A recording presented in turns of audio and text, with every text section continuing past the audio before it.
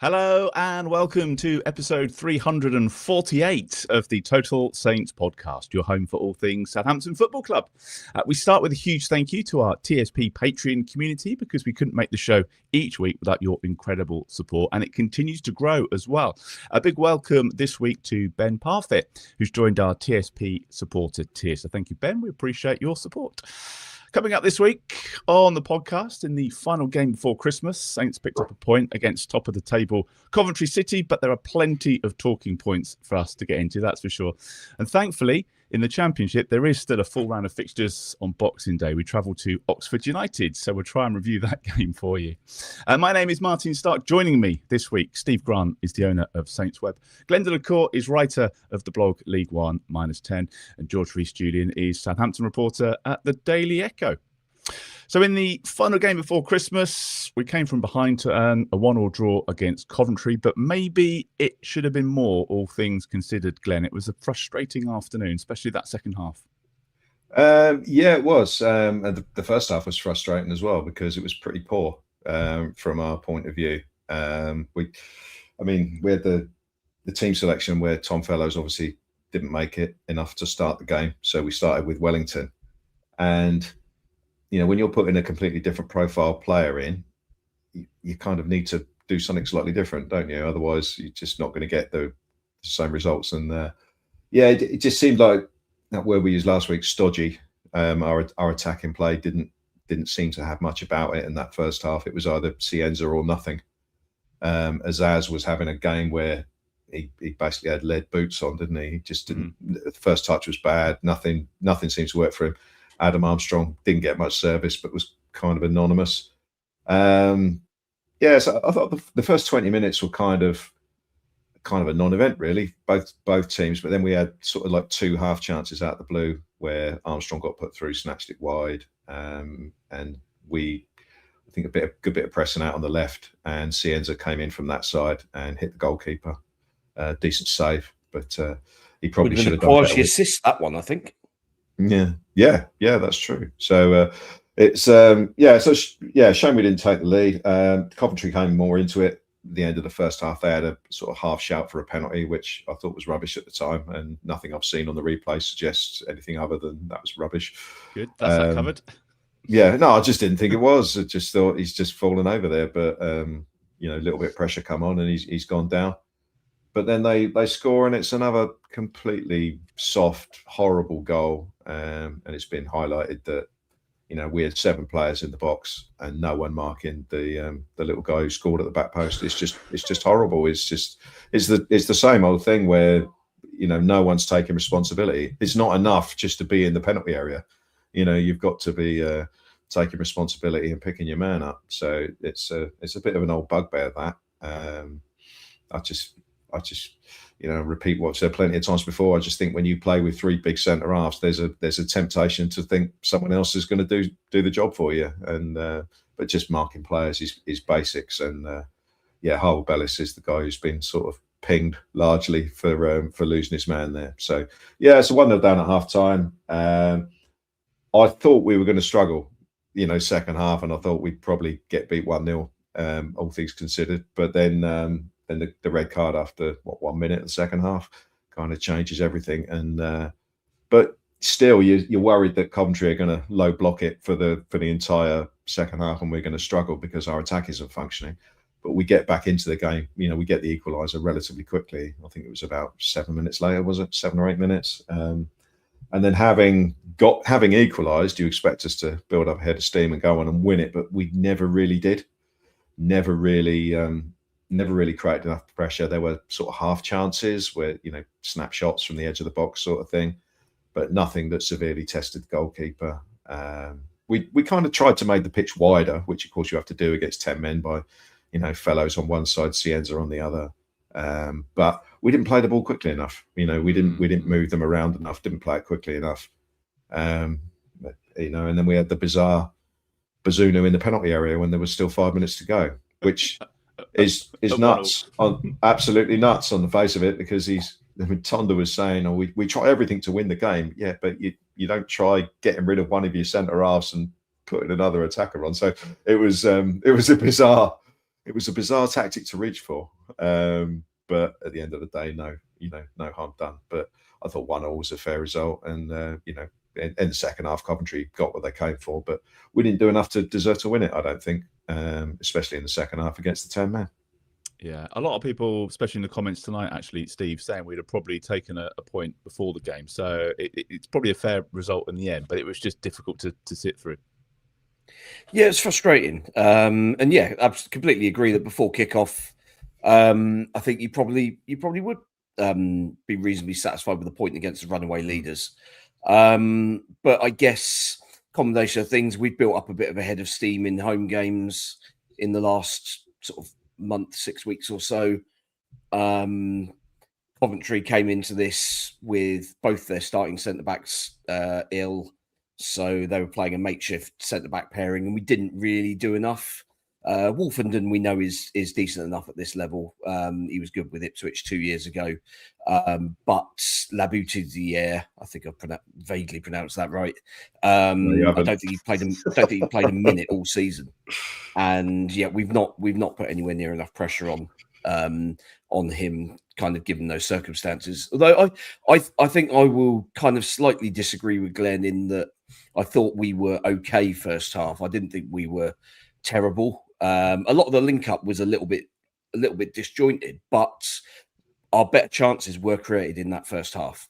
The Adam Armstrong one about 10 minutes or so in, I think just his first touch takes him a little bit too wide, and actually he probably has more time than he thinks he does. He probably could have taken another one and set himself a little bit better. But I think we all probably also agree that the more touches he has, the more time he has to think about it, and the more chance of it kind of going horribly wrong, as we saw earlier in the season. But then Cienza has made a couple of good chances. I mean, that first one, it's just a dreadful finish. It's really, really soft. I mean, he's basically passed it at the keeper's standing foot there. Do you think you should have squared it? I think it was Armstrong in a better position. There was a square pass possibly on, but there's a defender there as well. So I think if you pass it and you don't get it right, then you look far worse than just missing the shot. And I think he's playing well, isn't he? So he's got every right to take it. He's playing well. He's playing with confidence, and frankly, the shot that he took was in a position where you probably should be shooting from. He's just not hit the shot very well. He's just massively under hit it, and it's made it a relatively comfortable save for the keeper in the end. He of course then made one entirely for himself right at the end of the first half, where he slalomed through 3 or 4 players, everybody kind of ducking out of the way so they don't want to give away a penalty. And then unfortunately he slips at the vital moment and does that sort of kick the ball into your standing foot, and it loops up over the bar. So that was unfortunate. But I thought those were far clearer opportunities. And I think Azaz had one where I think the defender got a block in the penalty area as well, which, I mean, that was probably one where there might have been a square pass. But yeah, those were far clearer chances than a lot of the ones we created in the second half, where we were. I mean, Coventry. I mean, you could tell they were absolutely more than happy to get out of St Mary's with a point, and fair play to them. They'd earned the right to play that way and not be remotely concerned about trying to win the game because they're that far ahead in the table. They draw away at the team that's second in the form table. Absolutely fine for the league leaders. They'll be. Yeah. And yeah, I mean, and ultimately, you saw the reaction from fans, players, and manager alike at full time as to kind of how big that point might be for them. Because I mean, if we'd kind of put in one of those sort of attacking performances that we've seen, attacking the Chapel End in the last month or so, if we put one of those sort of performances in, like we saw against Leicester, like we saw against West Brom, like we saw against Sheffield Wednesday in patches, then we probably blow them away in that second half. And actually, once you get the second goal, Coventry then do need to come out and try and kind of wrestle something back from the game, and then it opens up for you. But we never really quite looked like doing it. Keepers made a few saves, but most of them have been fairly regulation. I don't think there was anything that was kind of nothing sort of out of this world. I mean, Bazunu made 2 good saves in the first half. I thought that I mean their keepers not had anything of that kind of magnitude to deal with. So yeah, a little bit disappointing that the final ball wasn't there, and I think at times we just didn't have enough bodies in the box. Like the number of times that Cienza managed to get himself in behind the fullback, and the cutback was to there were 2 Coventry defenders in that middle area around the penalty spot, and no Saints player for 10 yards. So yeah, I mean what Glenn mentioned about possibly taking the centre back off probably 20 minutes to go. I mean we made enough substitutions to have done that shift. And yeah, I was quite surprised that we didn't go with a back 4, or even what would effectively have been a back 2 really. I'll ask you about the subs in a minute, Steve, because I know you were talking about the shape and having to change the shape. George, I just want to ask about, thank you for joining us, by the way. I can confirm that Alfie is not still on his pub crawl. That finished. It was all good, as far as we're aware. He's just heading home for Christmas. So George is with us tonight. Obviously, to concede a goal from a cross into a box, having spoken about that during the week, and they were saying that they were working on that. I know Frank Lampard afterwards was saying that they were trying to do that because they knew it was our Achilles heel. We could all see it coming, and it's just another really crap goal to concede. Yeah, it's no surprise, really, is it? If you were going to try and put a bet on how Saints would concede a goal, you'd have bet that it would come from a cross. And if you watch it back, you almost see Harwood-Bellis telling Wellington seemingly to go and mark the other bloke, and then decides to not mark this, and he's just told Wellington to no longer mark, and he goes and scores. Whether it's defending the ball once it's come into the box or it's actually stopping the cross, whatever they're doing, they're not doing it well enough, are they? And I know Tom Dereckert said he's trying to give them a bit more detail of sort of position of body, position of head, all these sorts of little details, and clearly they haven't been able to work on it enough before the Coventry game. And I'll be surprised if everyone goes and does that now, just knocks in as many balls into the box as they can against Saints. A little bit like it looked like when Saints were playing under Will Still, it was just knock the ball in and hope it does something, because Saints can't seem to score that way, but they can concede plenty of goals that way. And to be fair, I don't know if that's how Oxford play, but if it's not, then they probably should try and play that way. It looked like he was, I mean, we were all moaning about Harwood-Bellis, obviously, and a few people had spotted the same thing as you, but it looks like maybe Ryan Manning at fault for not a bit of ball watching, perhaps. Was he shifting the blame a bit to perhaps the fullbacks and the sixes? I think they're all to blame, really, aren't they? If obviously you want the player to actually stop the cross, and Ryan Manning was sort of just seemingly stood there, and he reacted a bit too slowly to it. But he was 10 yards behind the guy who crossed the ball. He was, 10 yards to the wrong side of the guy who crossed the ball. So, yeah, I think you could almost just draw a circle around all of them and say they're the ones to blame, really, because you can't have. I think someone said earlier there's 7 players in and around it. The player has to stop it from coming in, and once it's come in, someone has to deal with it, and they don't, and they go 1-0 down just before half time. I thought Coventry probably actually deserved to be ahead. I disagreed with what Tom Dereckert said after the game. He didn't think that Coventry was sort of deserving to be ahead. He thought Saints were quite good in the first half. I didn't think they were much, other than that chance where Adam Armstrong got played in. I thought they were pretty poor. They've gone from looking like a team who were going to score every time they went forward, looking like that anymore. And obviously there's circumstances for this game. It's Coventry. They're very good, and they were never going to be able to keep up that level of attacking, free-flowing football that they had at the start under Tonda. But I think we're starting to see them a little bit now, when the going gets tough, slipping into those old habits of just knocking the ball into Adam Armstrong, who we've seen over many years is not going to win from crosses. And I know it's all they can do, really, at the end of the game when Coventry are packing the box. But if you've got Cameron Archer and Adam Armstrong in the box, you're not going to score from a cross unless you go and stick Harwood-Bellis or Jack Stevens up front. No one's going to win a header. And to be fair, half the crosses weren't even getting near the striker, let alone sort of the striker taking them. So yeah, it never felt like Saints were going to sort of get the 3 points, even though they had 15 shots after their equaliser. Were you surprised, George, that Tom Fellows didn't start, given that we were told he was 50-50 for the Norwich game? Then they said, well, he's had a great week of training. It's all looking good. Were you surprised that he wasn't starting? I was less surprised that he wasn't starting than I was surprised that Wellington was starting on the right as a left back, because when Tom Fellows got injured, it was sort of 10 days was when he could be back. So I don't know if he was ever as fit as they wanted maybe to suggest that he would be.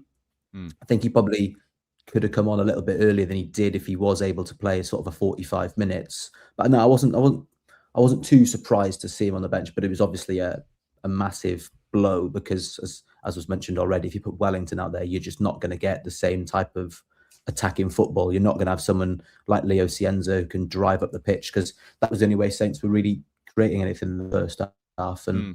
But if it means that Tom Fellows can play the next sort of 10 games, they haven't risked anything, then ultimately I think that's much better than him starting the game and sort of hobbling off with another groin problem. It was definitely like a Will Still side, Glenn, that second half, wasn't it? We haven't seen it for, we played, let's be honest, 45 minutes against 10 men, and we weren't able to find a winner. We haven't seen that really from a Tonda Eckert side yet. It just reminded me a bit of watching the Will Still side. Like, we ain't going to score here. Yeah, I mean, I must admit the bit from when Nathan Wood scored almost until the final whistle, it kind of passed me by a little bit. There wasn't a lot to get excited about or a feeling that the goal was imminent at any point. And as Steve highlighted, they had two central defenders who've not played together before, barely played this season. They looked shaky whenever the ball went anywhere near them, but we just didn't seem to create as much going forward, and to put them under that much pressure. I mean, I thought the problem in the first half was a lack of options to pass forward to. So we end up knocking it around the back, and then someone inevitably, as George says, goes long to Adam Armstrong, and it comes straight back most of the time. And then this was the issue with playing Wellington on the right, because every time Wellington got the ball, he was usually facing his own goal. So he had the choice of going back where he came or trying to switch it to, someone infield, which is a risky pass. There was one occasion where he tried to boom it right over to Cienza on the left-hand side, and it didn't get there, and Coventry broke upon us. And yeah, so that I was very surprised that sort of Wellington was picked to play there. I know Ryan Fraser wasn't great in the last game we had up at Norwich. But yeah, I thought he probably would have been a better option to start, or Jay Robinson even. But probably because it's Coventry at home, didn't want to risk playing Robinson there. But yeah, I mean, the second half, though it was better. Just as I said earlier, I never felt we really moved the ball quick enough. I thought when we got it in and around the penalty area, it looked like something might happen, but I felt like we could have done that a lot more often than what we did. There was also some strangeness going on in the first half as well, with Casper Yander taking goal kicks. I have no idea what that's about. I'm sure there's some. It was weird, and it stopped in the second half, didn't it? But it was. Yeah, I'm sure there was some.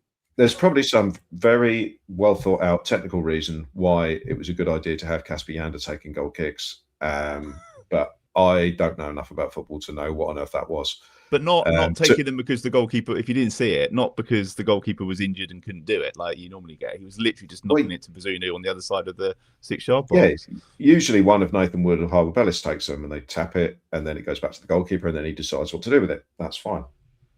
But when Yander did it, there was one less player in midfield to pass to. So if you looked at Flynn Downs' positioning, he was there with Akers all around him and with two players behind him. So he couldn't give him the ball. So inevitably, there were less options. So we ended up going long again. And yeah, it was strange. But as you say, it got abandoned at half time. So there was obviously something that they noticed at half time and saw wasn't working. But yeah, it was a weird game from an attacking perspective from us. I mean, I thought the first half as well, but yeah, the second half we didn't really do enough to warrant coming away with 3 points there, or deservedly sort of coming away with 3 points. We might have nicked it, I guess, but no, not enough for me. And yeah, we've got to make sure we don't. Probably came closest, really, didn't he, with that leap at the far post, which the ref weirdly thought was a foul. Yeah, it's a good jump, but I mean, if you're relying on sending your goalkeeper up with 5 minutes to go to get a winner against 10 men, then yes, proper weird. So sending your goalkeeper up and then playing it short as well, which is the other thing. That was the worst thing. Short. Go on, George. Was it Bazunu? In fairness to Bazunu, he's got, unless he's gone up before and I can't remember it, were the ones that he hasn't been successful. He's actually got a ridiculous success rate. You've got the one this season with Tondereka where he hits the crossbar against Real Madrid.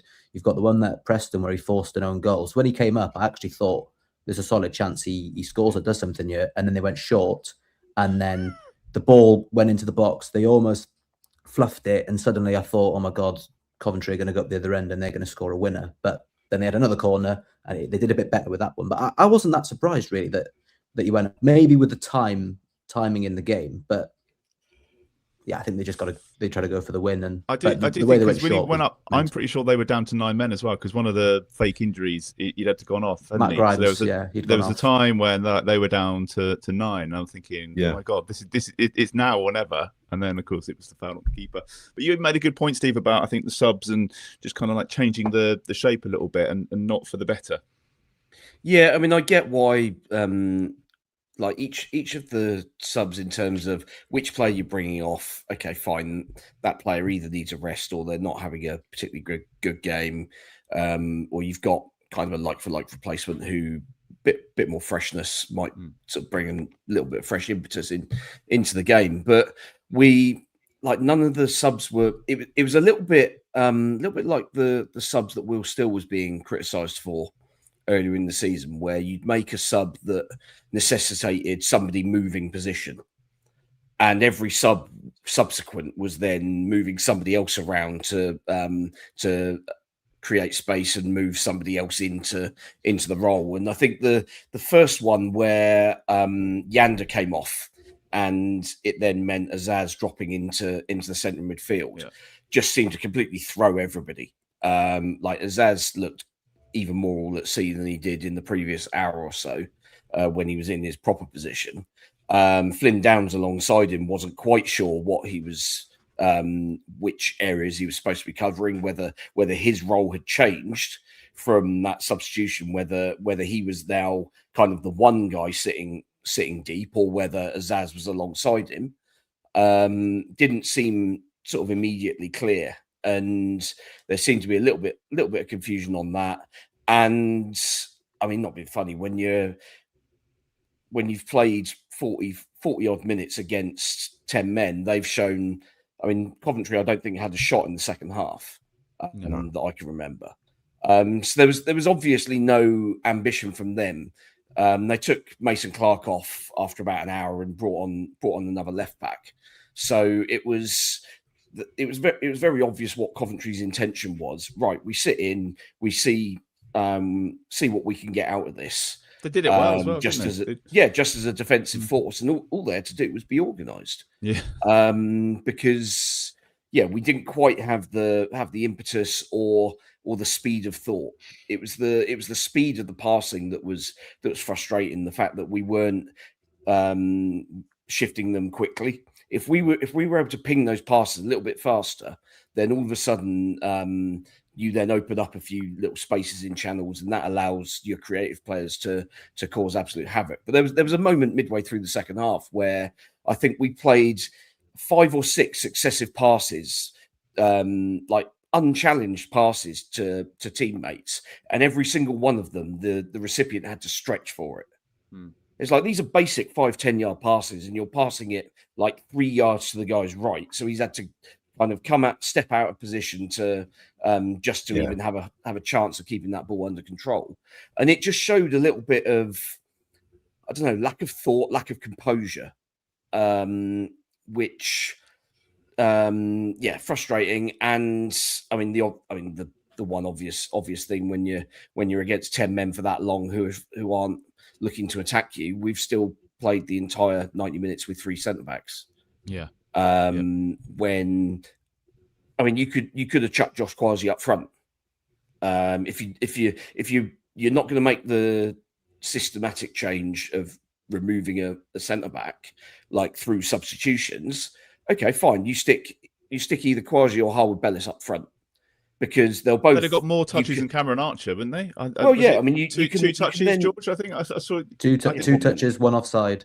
I didn't realise that until I read that today when you're rating, but I didn't realise it was that bad. But I mean, I said to a mate when Archer came on, I said, the problem is with Coventry basically defending on the 18-yard box, there is no space for Cam Archer to do what we know that he can do well, and that is playing off the shoulder, and because those passes aren't going to be available. And obviously throw in the fact that he's massively out of form or out of confidence, which delete is applicable. Yeah, I think that was probably a substitution that was maybe a little bit doomed from the beginning. But then you look at the bench, and I mean, I guess Jay Robinson was the only or Ryan Fraser were the only other options, and neither have really done an awful lot when they've had an opportunity lately. So it's quite interesting that he only made 2 subs. You know, I mean, I was moaning at the start of the season that we seem to make 5 no matter what. You know, it was like, oh, I've got 5, let's make 5. But he only made 2. And I think that probably speaks to what Steve was just saying there about the options off the bench. Now, I mean, I personally thought Robinson would have been a better bet than Archer to come on. But bringing on a striker in that scenario is not the worst idea in the world. Obviously, you need a goal. Yeah. But Archer is massively out of form, as Steve has said, and as we all know. And not really a different profile player to Adam Armstrong. I mean, out of the current squad, you want, I was going to say Damien Downs, so I'm not going to say that, but you want Ross Stewart to be fit as a slightly different option to come off the bench. And I don't know how far away he is. I don't know enough about Nick Oyakunle to know what sort of, you know, whether he'd be a better option than Cameron Archer. From what I see, he looks a similar profile of player. So would that make a massive difference? But it's difficult. I mean, if he wants to put a striker on, or he wants another presence up front, what sort of message are you sending if you leave Cameron Archer on the bench and chuck Josh Kwasi up front? Yeah, you know, I know you might. That's another conversation as well. But I mean, I guess that's what you're paid for as manager, to make difficult decisions like that if you feel that that's the way to win the game. But yeah, on the face of it, it's difficult to have an impact in a positive way with the bench that we've got. You know, Archer's out of form. Robinson's probably a little bit out of form as well. He hasn't played much. Aribo's out of everything. And you know, Ryan Fraser when he runs backwards, and Ryan Fraser when he runs backwards. So it's not a great collection of options. Maybe they should have brought McCarthy on and shoved Bazunu up front. I don't know, but that's the sort of stuff we're talking about at the moment with the lack of options with the subs that we've got. And you know, I mean, I know he said, Johannes Spore said that we're not going to do much, but we do need to do something in January. Otherwise, we're going to have more games like this where, I mean. And we're going to come again. It'll be more frustrating if we're unable to beat a side like. That's exactly what I was going to say. Well, Oxford, who we're playing next, Oxford, Charlton, someone like that at home, than the league leaders. Okay, league leaders, you can kind of shrug your shoulders and say, "Well, it is what it is. It's not the worst point in the world." But I mean, that Swansea game was obviously seen as a bit of a disaster because we didn't win it, having played so well and created 5 million chances. But at least we actually created the chances in that game. Other games that certainly don't stick in the memory are ones where we've not been able to kind of break the teams down and create the chances. And that's definitely a concern going into these. I mean, obviously we've got the stupid Christmas run of fixtures where, I mean, everyone's going to be absolutely knackered by the time we traipse up to Middlesbrough. Yeah. I mean, God knows what sort of quality of football we're going to be seeing from everybody after 5 games in the space of 2 weeks. But long live Sky Sports, I suppose. It is what it is. There's a couple of things I want to chat about just before we move on. The Kwasi in for Stevens, George. Again, I mean, it looks like we can expect to see that maybe a bit more often than perhaps we thought. I'm just interested, so obviously Josh Kwasi offers a bit of height and a bit of pace. So what is it that Stevens offers instead? And do you think that's going to carry on, just like interchanging the two of them depending on the opposition? Yeah, I think it might do. To be fair, he seems to do it at home. I don't think he's done it away. It feels like it's always at home he makes that change. And obviously, Coventry have got good forwards. They've got some pace up there. He hasn't ever really told us why he does it, other than he wants a bit of pace to deal with. It was particularly for Tawu, who he wanted some pace to deal with. I think he probably just views them as being quite similar. You don't really drop a captain unless you don't think he's probably one of your better centre backs, right? Because if you've got the armband, it's almost a guarantee that you start. But it's Nathan Wood and it's Harwood-Bellis that he doesn't seem to want to drop for whatever reason. Because in my predicted team, I anticipated that Cour would come in. I thought it'd be for Nathan Wood because he's not really been at his best recently. But he didn't. He took Jack Stevens out of the team for Cour. So whatever it is, there's clearly something. I don't really know what it is, because what you get with Kouachi, you don't get with Stevens, but then perhaps some of the stuff you get with Stevens, you don't get with Kouachi. They're not really, I don't think either of them are particularly amazing at anything. What Jack Stevens does have is obviously the experience. And I couldn't tell you really why you pick one or the other for any given game. It's pretty much roll the dice on whichever one you land on. Maybe it's either a leadership thing. Maybe I've been overthinking it today. It's either a leadership thing or maybe just trying to keep them both happy. But I wonder what the conversation is like with Jack Stevens, where you go, well, actually they're not as much of a threat up front. They're not as fast, so you're starting. I don't think Jack Stevens has been playing particularly well when he plays. He's kind of sort of been there, but I'm not seeing much that he's bringing to the party, to be honest. I think if Jack Stevens was playing well, or as well as he can, he would be in the team every week. I don't think he's particularly adding a great deal at the moment. I mean, Kwasi, I'm not his biggest fan. He's a bit of an accident waiting to happen, I think, at the back.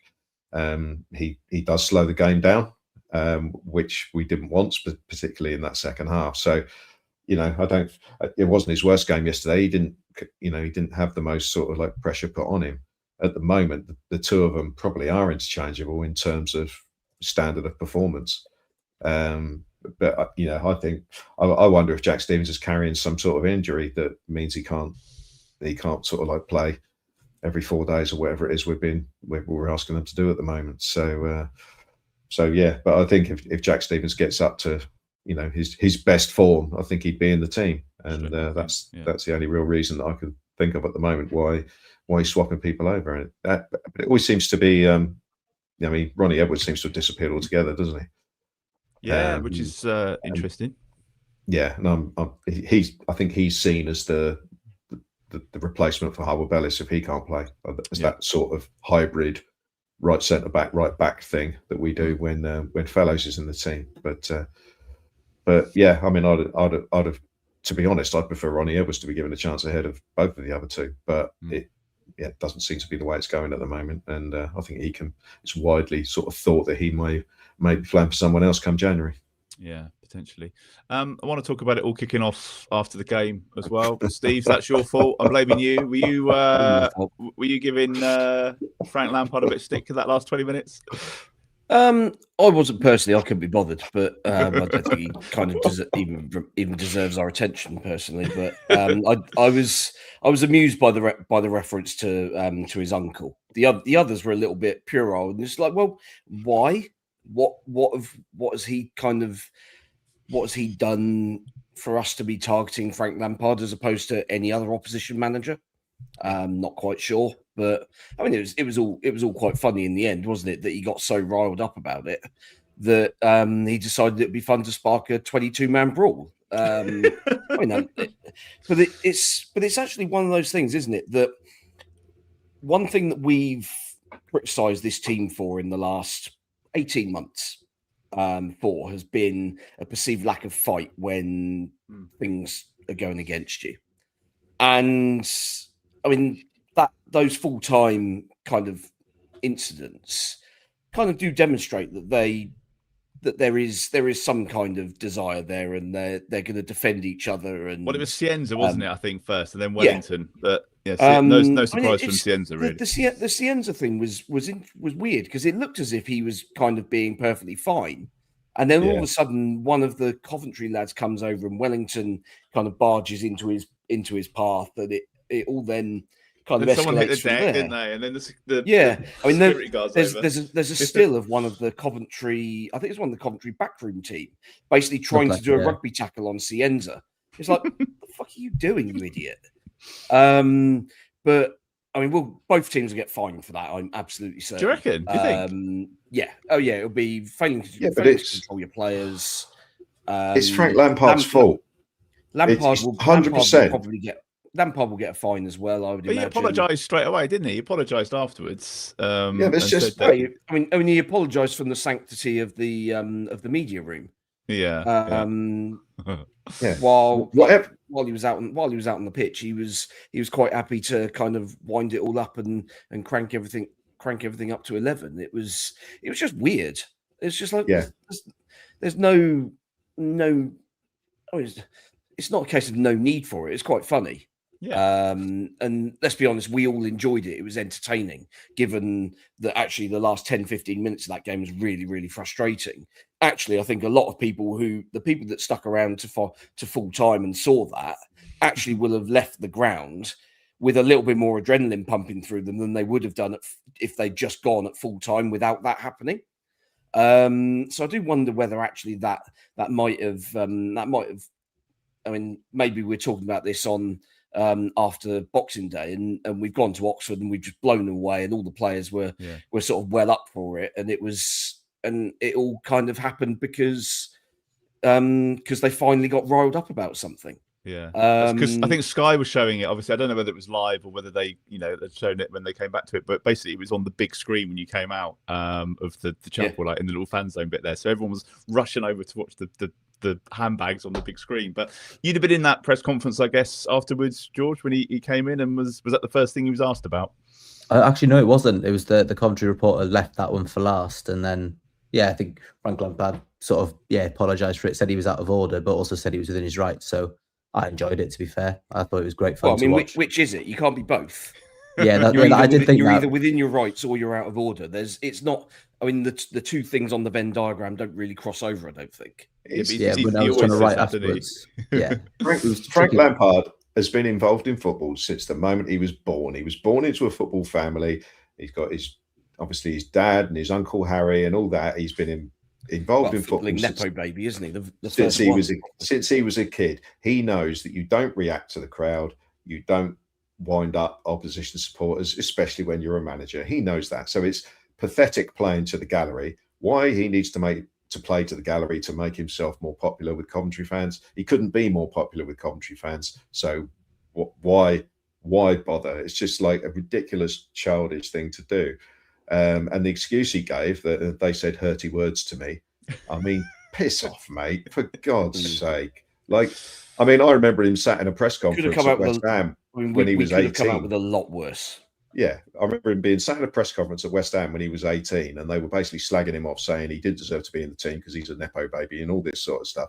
So he's known that his entire life. And I mean, I always thought he was quite intelligent.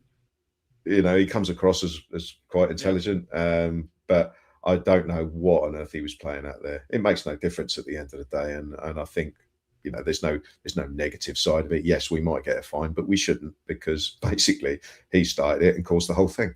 Yeah. Well, let's see what happens this week. Anything else on the game? We've got to move on. Anything else on the game from the weekend? I think so. No. Do you want to do Player of the Week? We haven't done our nominations for Player of the Week. Who was your standout performer, George? It was not the highest scores today, was it? Out of 10, I think you might have been a couple of 7s. Yeah, I'm trying to think who I actually gave the best rating to. I think I probably gave Cienza a 7, as I always tend to do. That's pretty much my finger presses that button before I even thought about it. At least a 7 usually. I think he actually gave his boots away to someone, is what I've been told after the game. So he's running out of things to give fans for the cult. There's more signs every week, isn't there? There's more signs popping up. I was actually took a picture before. I didn't post it on Twitter, and I took another picture. I looked at them, two of them. There was about twice the amount of people. Yeah, I think he was probably the only player who ever really looked like creating something. It's just the bit at the end that he didn't have. Yeah, it's a shame. Any other names, Steve, Glenn, put in this poll? Well, I think Rees-Julian made a couple of decent saves first half. Yeah. obviously, I mean, arguably came closest to scoring a winner. Yeah, true. So, no, I mean, Strange will win it for basically carrying the attack on his own for the vast majority of the game. But if I had to pick anyone else out, it'd probably be Flynn Downs. Thought he had another decent game in the centre midfield. Thought Casper Yander was okay as well, though he is showing, for me, he's showing signs of getting a little bit tired. So I don't anticipate him playing in every game over this Christmas period. Well, Charles must be back soon, surely. Well, he's had a setback, hasn't he? Oh, was he? Yeah, that was last week. Great. Yeah, he's had a bit of a setback, so maybe they've got to look at, excuse me, getting Romeo in the team. That's one point I made in the talking points, is I don't understand the plan to get Romeo fit by giving him 4 minutes or giving him no minutes. Obviously, the 21s aren't playing now, so he can't go and play for them. Maybe he would have played against RB Leipzig, but you've only really got Cam Bragg. Joe Rebo's not going to play as a 6. We've seen that, and he's not fit himself either. So they've brought Romeo in. He's been here now about a month, and the longest he's played in a game is the one against Millwall, where he played 14 minutes and however many minutes there was in added time. So we might get to a point. Yander's never played through a winter break, and Romeo might have to start, or Cam Bragg might have to come back into the team. And I feel like they could have just given, even if you chuck Romeo on at centre back, you'd have moved the ball a bit quicker.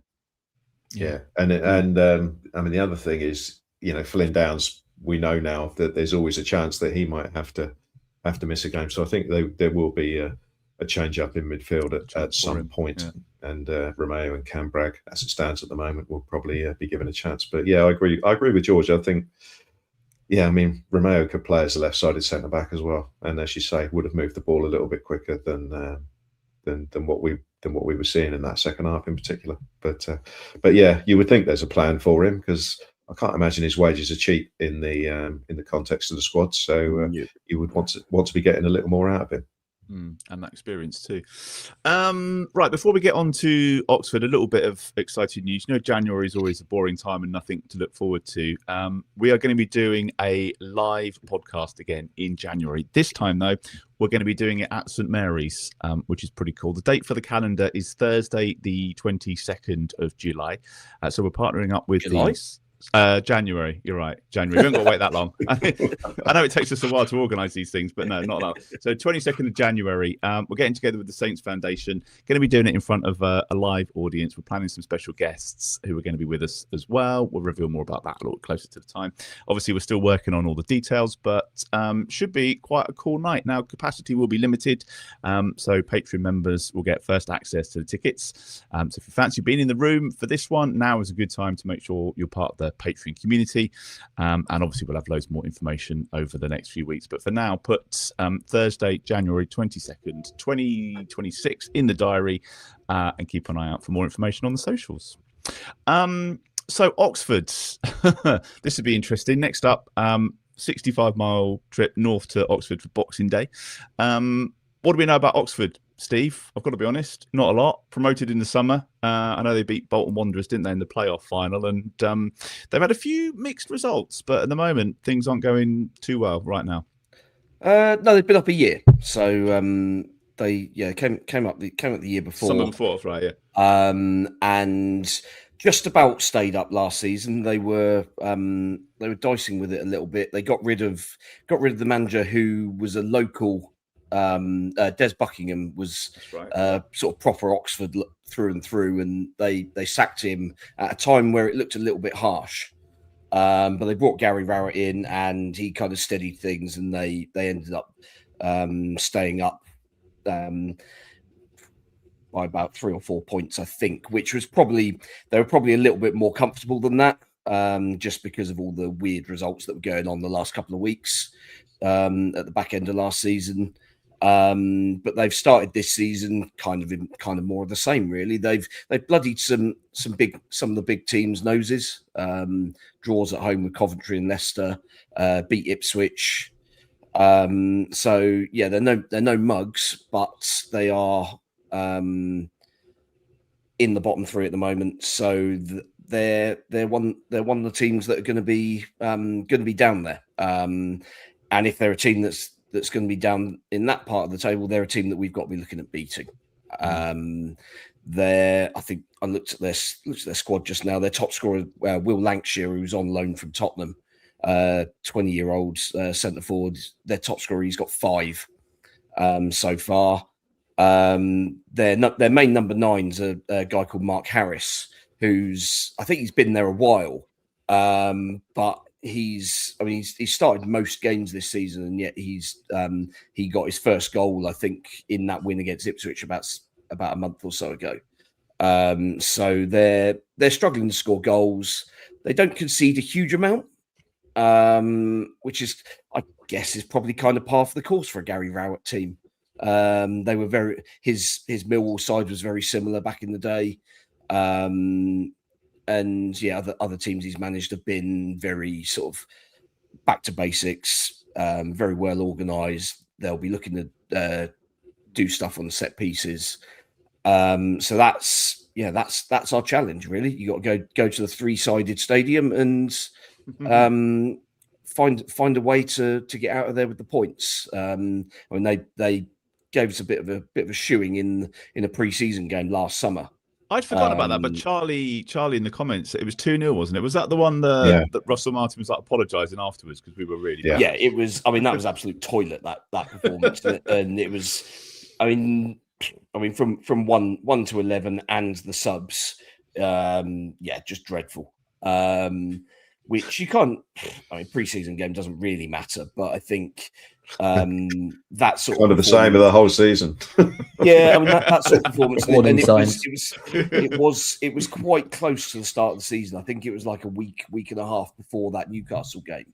And obviously we went up to Newcastle and played really well. And you kind of thought, oh well, we'll forget all about that Oxford debacle. But it was not great. But this is our first trip to the Kassam Stadium for a competitive game. So we played two friendlies there before. First competitive game and potentially the last if they end up going down, because they are looking to move to another new stadium, also on the outskirts of town, but one with some actual local infrastructure. So that'll be nice. Because the Kassam is miles away from anywhere useful. So obviously, you're looking forward to this one, aren't you? Everybody. There's no trains running on Boxing Day, so everyone's going to have to drive or get the bus or whatever. Buses will be fine because they can drive straight in and park outside the away end. But for those of us driving, it's see what you can find in and around a city that absolutely hates cars. We should be quietly confident about this one, George. I know that we said this about Norwich, didn't we? But there's no reason why, you would think maybe Tom Fellows might start, Jack Stevens might come in, maybe a bigger role for Romeo, like we said on. He's got to start playing some games somewhere. And so we should be fairly positive going into this. Yeah, 100%. I mean, if they're in the relegation zone and Saints are looking to get in the playoffs, you have to beat them, regardless of whether they're quite decent against the top sides. Having a look just then, it's only Preston from the top 6, so they haven't taken points from when they've been playing at home, which obviously suggests is a potential banana skin. But you have to beat these teams ultimately. If you want to be a team who goes for promotion, you have to beat these teams. And if you're losing to Norwich, and if you don't get you don't get the 3 points, against Coventry, then you definitely have to win this game. I think if they don't win, then it's a bad result. No matter how they end up playing, they've got to win the game, really. And I don't think there's much more you can say other than that. Of course, that it's interesting now. We're going into the Christmas period, and there's a couple of Saints players who've never played through Christmas before. Kasper Yander mentioned there. I agree, he looks a little bit tired. If you lose Leo Cienza over this Christmas period for a game, then you're starting to scratch your head as to how Saints are going to create a chance. So it's not even one where you think, oh, they're down towards the bottom, let's drop him out of the team and rest him up. You almost need him to play every single minute he can. But if they lose, or if they don't win, I think that's a failure, really. When do you speak to Eckert this week? Is he doing a press conference before the game? I think he's supposed to be doing it on Christmas Eve, by all accounts. Christmas Eve early in the morning. Well, I'm thankfully off, so we'll have to wait and see actually how that works, because I'm sure the players will be in on Christmas Day, as they weren't, I think, last time in the Championship under Russell Martin. I recall that being a thing when they beat Swansea, gave them Christmas. Oh, they always gave them loads of time off. They had loads of time off then. But they're they'll be in. So yeah, we'll have to wait and see as to when the press conference. We haven't actually had it confirmed, so I'm not too sure. Just wondering, It's Glenn, not quite the Nathan Jones time off, is it? No. Just wondering, Glenn, because like the Tom Fellow stuff, there'd be a question about whether he's now fit enough to start. Because really, you want Fellows and you want Cienza both playing, don't you? Because when either of those have dropped out, it seems to be when we've struggled. Well, yeah, and Armstrong and Azaz at the same. You need all four of those playing for us to have a sort of coherent attacking threat. I think it's going to be important against Oxford because I don't think they're going to be particularly adventurous. Gary Rowett teams notoriously, they first and foremost try and keep it tight. So that's what they're going to do against us, almost certainly. So we're going to have a bit about us to break them down. So I think we need all four of our main attacking players, to be fit and firing for this particular game. The one concern I have is that Tonda might try and get too clever and worry about the next game. More so than this one. He won't let you say that to him. He's adamant. It's always the manager cliche of one game at a time. No, well, fair play. If that's the truth, then fine. But why was he taking players off when we were 3-0 up then? And don't give me that. So but just one thing I'd like to highlight is that in the championship last time, I know it was slightly strange because there were 4 teams that pulled away from everyone. But in order to get the same amount of points that we got last time, we're in the territory now of having to win something like 18 out of our last 24 games. Right. So, you might not need that many points to make the playoffs, obviously, but just a little comparison to what we did last time around in the championship. Yeah. So we've got to do something like win 18 and draw 2 out of our last 24 to get the same number of points. So when you go to Oxford away, you have to win this game, and they're down. They'll be tough, and they're no mugs, as Steve said, but they're down the bottom 3 for a reason. And the reason is they're not very good. So we have to go that. We have to go there, and there can be no sort of compromise. Anything other than 3 points will be a very bad result from this particular game. If you're looking, if you're happy being 11th, then fine. But if you want to go and make an impression on that top 6, then let alone the top 2, then you have to go to Oxford and win. But I do think it'll be tough, and I'll give you my score prediction now. We're going to win 1-0. All right. Okay. There you go. Fair dues. I was going to get on to, we've got a pod on Sunday night. I think it's the 28th, because all the days start to merge into one, don't they? So we will be here on the 28th to look back over that game and look ahead to the one at Birmingham, which is going to be a bit tricky. In terms of predictions in our predictions league, last time out of all the entries, we had 26 correct results, 4 correct scores, including Gaza again, who somehow has managed to get 18 out of 22 league results correct. Steve, you did at least predict a draw, which was good. Although I think, did you say goalless? I can't. I went for 0-0. So not far. Do you want to chuck yours in for Oxford away? Obviously, you're going to be there, aren't you? Yeah, I think it's a game that we should win. Whether we do, just depends on a lot of that. Just depends on attitude and how we deal with whatever it is that Oxford are going to try and throw at us. Yeah. That you would imagine we'll be reasonably well prepared.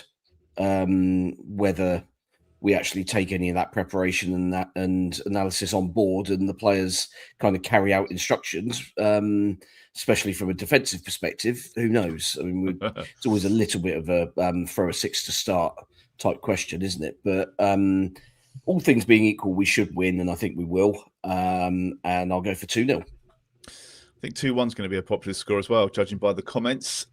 George, what do you reckon? Well, I was going to say the boys are very bold for predicting a clean sheet, but I just had a look, and Coventry actually have the lowest number of accurate crosses per match of any team in the Championship at 3.4. So chances of a clean sheet are probably quite high, actually. So, 1-0, I think. 1-0 as well. Right. Okay, if you want to play along, all you've got to do is you need your Patreon login, and you can find the leaderboard and how to play online. So that's totalsaints.co.uk. And as I say, we're going to be here on Sunday, which is the 28th, back over that Oxford game. And we'll look ahead to Birmingham away as well. Any other bits of business before we finish for Christmas? I know the women's team won 2-0 as well at Sheffield United today. You could watch it on YouTube, but it's a bit foggy, so it was it didn't look like that weather did not look like an awful lot of fun, did it? But a good win to finish the before Christmas, and because they've started a little bit in the last month or so. But I mean, they had obviously an easy win last week against the in the cup, much lower opposition in the cup, and to go to Bramall Lane. I mean, we've got a good record against them away from home, so that was kind of good to continue that. And yeah, we see what happens after the winter break. Kind of starting to look like we've probably blown the opportunity to go up again.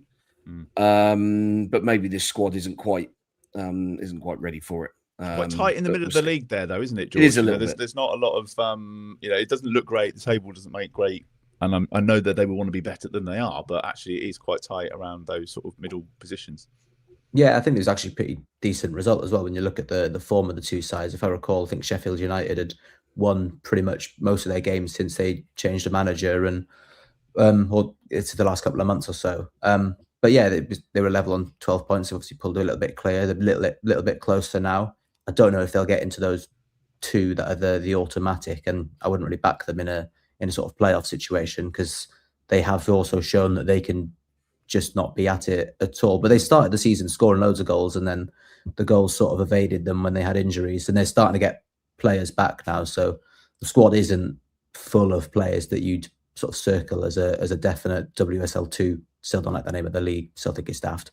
But yeah, they didn't have a load of players that were amazing for the level, but they're starting to get some of those players back now who are pretty good for the level. So yeah, I think we'll probably see a better version of them after the winter break. Fair dues. Right, anything else? All good. Happy Christmas. I was going to say Happy Christmas. And we're all looking forward to that. Stop that. I'll keep the humbug. Just get it over with. God, honestly, you two. You can follow Total Saints Podcast on all the social media platforms. Have a search for Total Saints Pod on there. We've got the website, we've got the merch store as well, shop.totalsaints.co.uk for all the new bits that we've been adding there. I also mentioned right at the start, we're on Patreon. That's where you can support the podcast with your monthly contribution. You head to patreon.com/Total Saints Podcast to find out more. Each of the tiers comes with some different perks, and there's shout outs for patrons in our Francis Benali and our Mick Shannon tier. We do that at the end of every podcast. So thank you to Dave Melton, Andy Hollis, Anthony Thompson, Gavin Ford, James Harron, Nikki Nicholson, Peter Montalabo, Southampton NY, Drew Dyer, James Kibbe, Red 76 Tax, Michael Blackmer, David Mansell, and Nick Gardner. They're in our Francis Benali tier. And in our Mick Shannon tier, thank you to Nick Reed, Dave Ernsberg and Nick Hingston, Phil Cook, Jonathan Cooper, Colt Baker, Anthony Thompson, Matt Hall, Mike Etheridge, Phil Horstrup, Mark Littlewood, James Bobin, John Bevan, Frank Thorpe, John Peacock, and Andy. Thanks as well to Paul Castle Associates and to Steamtown Brewery for sponsoring TSP. Thank you to Steve, to Glenn, thank you to George for joining us. Our next podcast is going to be on Sunday, the 28th of December. That'll be at 7 o'clock. So thank you for watching. Thank you for listening, and have a great Christmas.